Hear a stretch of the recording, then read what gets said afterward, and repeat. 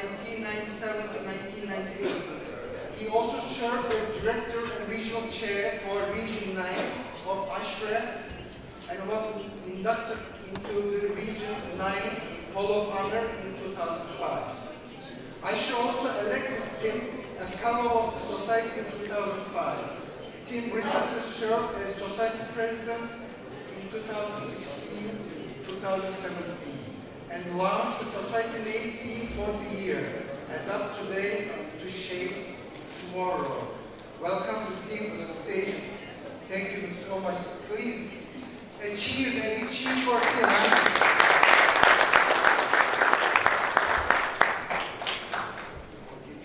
Your clickers here. Okay. Thank you. Thank you. Good morning, Region at Large. Good morning. Oh, we can do better than that. Good morning, Region at Large. Good morning. There we are. It's a great day to be here. It's great to be in Turkey, and like Julie mentioned, I really feel privileged to be amongst you. I'm going to be talking today about Sheila Hayter's theme, actually, building our new energy future. I'm not going to go into it in great depth because, as our chair has mentioned, Sheila will be here later today, and so we will hear from the President herself about her vision for our society. But the two things I really do want to focus on is why that particular vision is so important to us and how it's going to impact our work. I think it's going to have a tremendous impact on how we do our business and how we interact with our clients, and that one's going to be my focus this morning. So again, Sheila will be here. That is our president, Sheila Hayter. She's from Golden, Colorado, and her vision for our year, her theme is building a new energy future. And to support that, she has produced a primer. And that primer is online, and I greatly encourage everybody to download that and just review it a little bit. It talks about this vision of a new energy future that is far more connected, far more intelligent, far more proactive than we have looked at buildings and energy grids and the like before. It goes into some of those new concepts. You've probably heard about nanogrids and microgrids and islanding, and it really is a very nice primer indeed. And it's very short. It's a short read, and it's absolutely free, and it's on our website, and the website address is there for you. So, part of what she's looking at here is how all of this will interconnect for us in the future. Buildings, our people, our grids, our energy sources, all of this is going to be interconnected in a way that is going to change the way we optimize energy use. And that's really exciting as far as I'm concerned. Now, I'm sure some of you are sitting there going, oh, well, that's great, that's really interesting, but what does it mean to me? I mean, I know I've got engineers in the room, contractors in the room, manufacturers in the room, manufacturers reps are in the room, educators and students. What does it mean to me? And of course, why should I care? What exactly can I do with this to help put food on my family's table? And at the end of the day, that's what we're all about. We're here to create not only a stronger industry, but we're here to provide for our families. So, let's go over some of those items that really make this important. And here's one that I took right out of the primer that I thought was really interesting. And it talks about the expansion of our world population. They project that by the year 2050, we will have over 9 billion people on the planet. Now, that's a fairly significant increase in population, but the thing that really caught my eye was the fact that 66% by 2050 will live in cities. only about 53% live in cities today. So what does that mean to us? That means there's going to be a far greater need for buildings. There's going to be a far greater need for residences and homes. It means a lot of work for us. Now you couple that with our knowledge that 70% of all the energy on this planet is used to heat, cool, ventilate, and condition buildings. And you can see this issue of an energy future really gains in importance greatly. So here's another issue that we are facing, and that's our climate. Now, I know in some countries there is a debate as to what is causing climate change, and that's okay. But I think we need to focus on the fact that the climate is changing, regardless of what or who is causing it. We know scientifically our climate is changing. And so we have to deal with that as contractors and engineers, as manufacturers, because we are going to have greater instances of flooding and rising sea levels and such other items as this that must be incorporated into our design and construction. We just endured a couple of major hurricanes in the United States. One was Hurricane Harvey, and that hit the southern part of our coast. And in the city of Houston, over a 6-day period, it dumped 27 trillion gallons of rain over 6 days. That's over 100 trillion liters. I'm having trouble getting that number in my head. That is a really big number. And of course, it caused a great deal of destruction and death, and that is something that we need to be able to deal with. We've always had random events, right? And we're going to have to continue to deal with those. We're in Turkey now, which is a very active seismic load, so certainly earthquakes and those kind of events here. All of us come from a country that have their own unique set of random events. That has to be a part of our design and construction. And here's kind of a sad commentary. We are having worldwide more instances of what I call terror attacks. Now, terror attack, in my view, is anything caused by a person to harm others. In the United States, we are having greater instances of mass shootings. Now, that's sad, but that does impact us. That is something else that we have to figure out how to deal with in our design and construction if we're going to make the occupants of our buildings safe. So this is another trend. Along with these terrorist attacks, we're having cyber attacks. And this is something else that's occurring worldwide. Some interesting figures there. The cyber attacks in the first 6 months of 2017 exposed over 6 billion records. Now, those are things like credit card numbers and telephone numbers and things like that, which are really daunting. I read an article in the Wall Street Journal on the way over here, and they reported that in 2017, over 121 million brand new malware programs were found. In 2017, 121 million new malware programs. I did a little math, that's like 200 malware programs a minute. That means we've had over 1,400 new malware programs just in the time I've been teaching. Okay?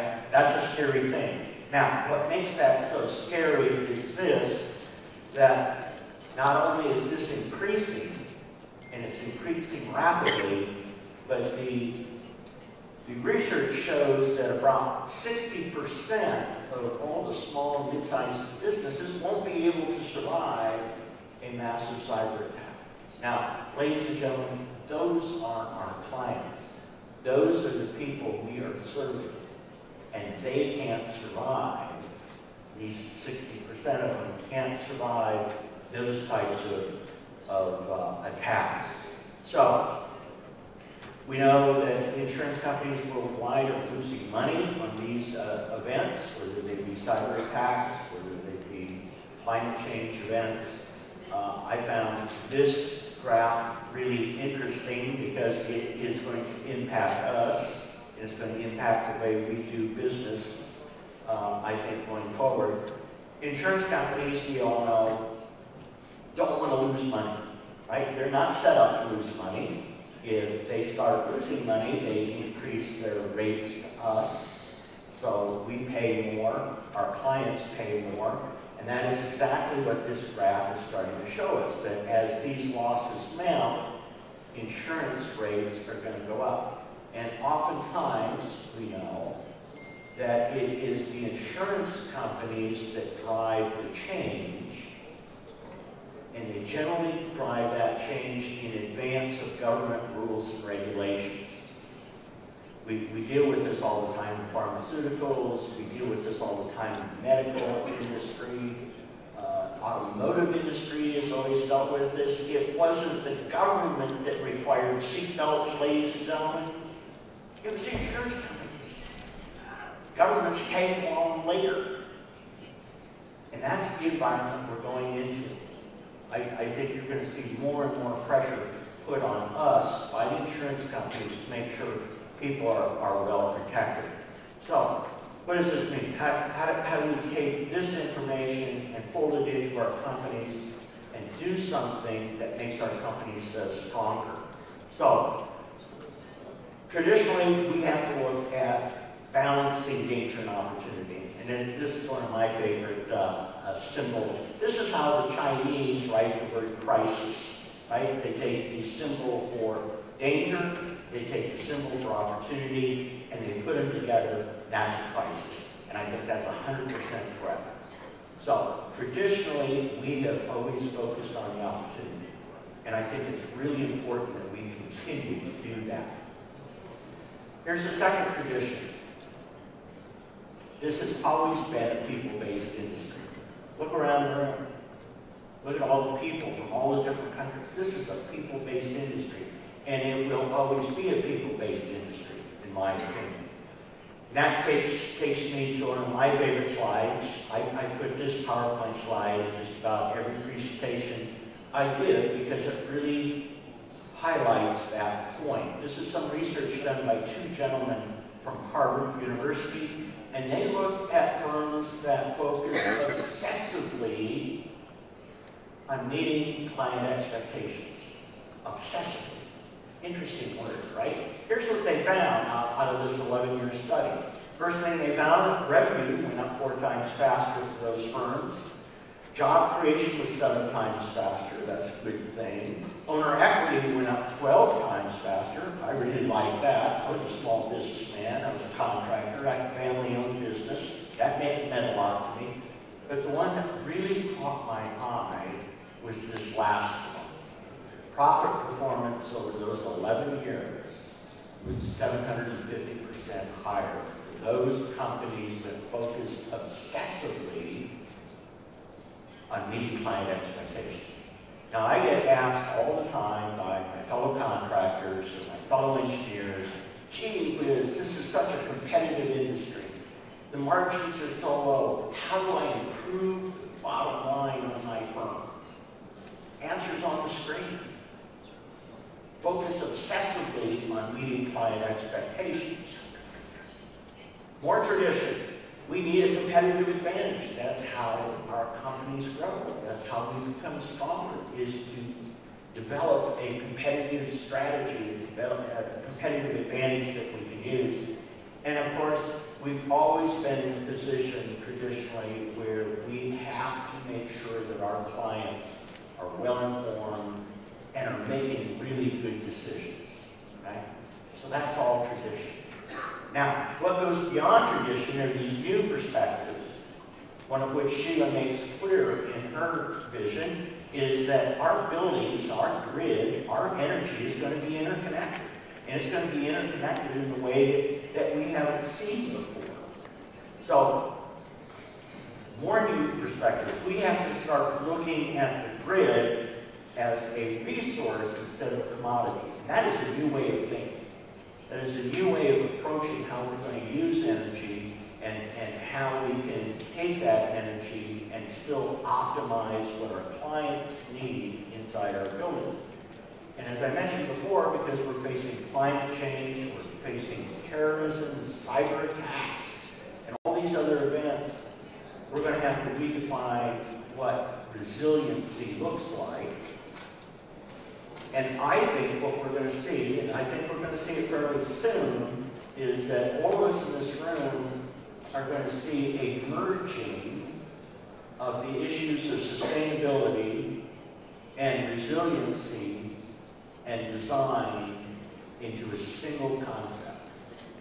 Right now, they've been separate, so that you study sustainability over here, you study security over there. I think that will go away. I think those lines will blur. I think we will need to be able to do all three in a holistic, proactive manner. So, to that end, I have kind of come up with my own vision of resiliency, and there it is on the screen. You know, it's a building that's designed to withstand an extraordinary event, recover in a timely fashion, depends on the building, of course, how quick that has to be, and simultaneously protecting our clients' occupants. It's a three-part approach. And so to get that done, what do we have to do differently? Well, first thing we have to understand is you're not going to separate a physically secure building from a cyber secure building. Those two are going to be interconnected. And I like to use the example of a USB. Okay? That's a physical device. You physically plug that into your laptop, and if it's got a virus on it, you're sunk. And so that's a good way of looking at how those two relate. High efficiency buildings are more resilient because they rely less on the grid. Right? So if the grid is unstable because of some event, then you've made your building more resilient. And this is one of the big issues that is causing these design concepts to merge, is because there's really no difference between making a building high performance and making it more resilient. You do one, you do the other. Renewables make a building more resilient, right? So you don't rely on the grid. If the grid has gone down, if the grid is unstable, you've got something that you can provide for your clients. And then finally, redundancy. If you're using renewables in addition to a high-performance chilled water system, for example, then you've got something that you can provide to your clients that will protect the clients all the better. Here's another design concept that I think we have to start incorporating into our buildings, and that's simplicity. And one of the complaints that we've been getting worldwide is that we make our buildings so complex, so sophisticated, that they're tough to operate and maintain. Well, to some extent, I think that's true. But the question now, if we're looking at resiliency and energy in a new way, is, well, can we take that complex system and make it simple in a hurry? And I think that's one of the skill sets that we're going to have to develop for our clients. And another concept that I think we've not done well on is this concept of operation and maintenance. That has to be fully integrated into the design and construction from a resilient, high-performance basis. And one of my favorite stories here comes from Houston. After they went through Hurricane Harvey, there was a hospital, major regional hospital. Houston's a big city in the United States. And it flooded. And the equipment room was in the basement. Okay, there's a problem right from the start. Put the equipment room in the wrong place. It flooded. Hospital went out of service for 5 weeks. about the cash flow of that hospital that couldn't operate for 5 weeks. And so they had a big meeting with the engineers and the architects and the manufacturers to say, why did this happen? Why did my building flood? The engineer goes, well, why didn't you close the flood doors? What did the owner say? What flood doors? I didn't know I had flood doors. No one told me I had flood doors. So I didn't tell my people to shut them. That's sad. That simple fact took that hospital, which was desperately needed by the community, out of service for 5 weeks. Great example of how we have to integrate operation and maintenance. We also need to look at making our buildings system ready. You may not be making them ready for the smart grid yet, but we can make them system ready so that when the smart grid gets here, our buildings will be easy to adapt to that technology, thereby creating a more resilient, safer environment for our clients. And we have a duty as engineers, as contractors, to make sure that the answers that we come up with, the solutions we create, are reasonable and economical and applicable. Now, I always use, I'm of that age, I'm a baby boomer, ladies and gentlemen, right? So I was raised in the 50s and 60s, and in my grade school, in late 50s, early 60s, we had nuclear attack drills, right? So I remember being in the 3rd grade, and then an alarm would go off, and the teacher would say, okay, everybody under their desks. And so here I am as a 3rd grader. I'm under my desk, and I'm sitting there going, wait a minute, I've seen those nuclear bombs on television. Me sitting under my desk isn't going to do me any good at all. And I'm a 3rd grader. But we don't want our clients to think the same thing. We want to make sure that our products, our services are real. They solve real problems and are things our clients can actually use. And that is why ASHRAE is working so hard to give you those tools. Everything from our new standard 189.1 on high efficiency buildings. Highly recommend our building EQ energy program. We have a new standard coming out on risk management that I highly recommend. That should be out sometime after the beginning of the year. I put that on my reading list. These are the things that ASHRAE is doing to make sure that you are ready for this energy future. So again, ladies and gentlemen, thank you so much for inviting me to the region at large. It's great. Thanks much to Zeki for making so much possible here. And I don't know if there's any time left for questions, but... Tim, I think you're doing good on timing. All right. If you have any questions, yes, we can take some questions, definitely. But before the questions, I want to say something, like a couple of things that you mentioned. Yeah, flood doors are important. Yes. I mean, preparing everything for future is very critical. Thank you for all the information. One slide particularly caught my attention that I would like to share with you again.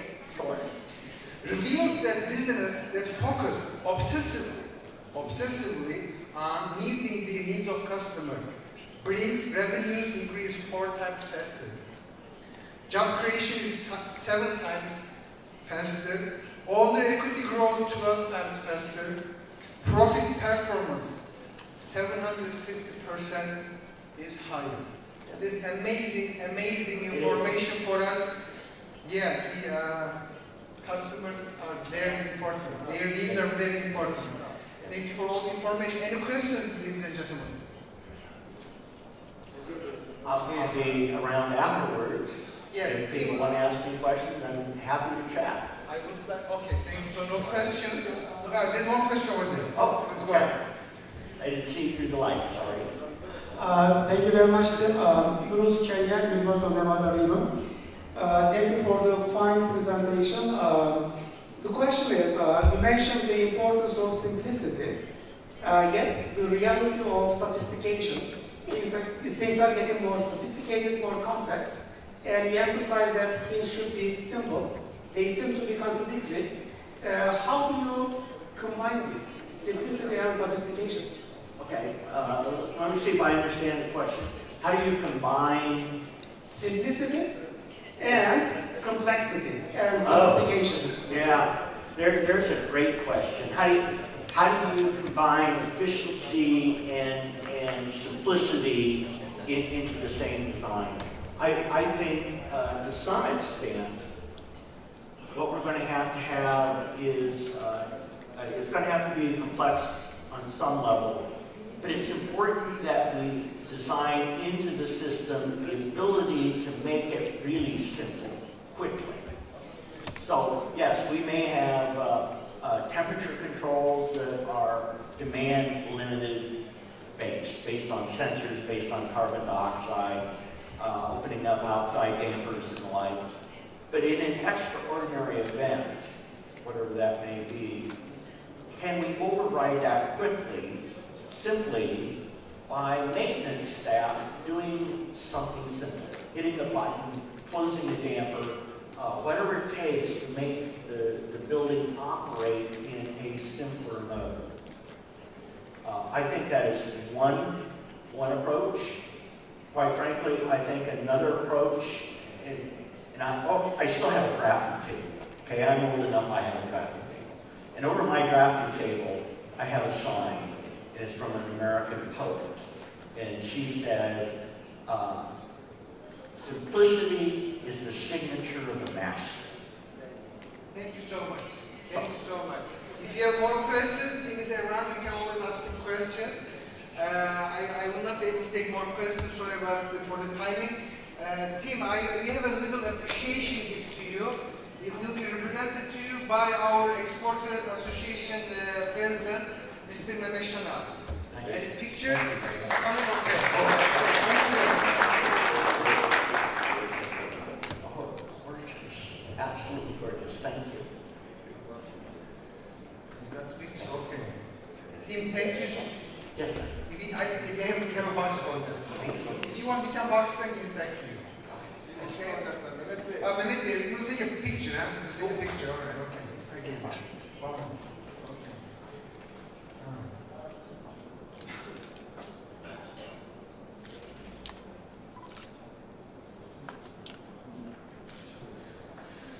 Thank you so much for the lovely presentation.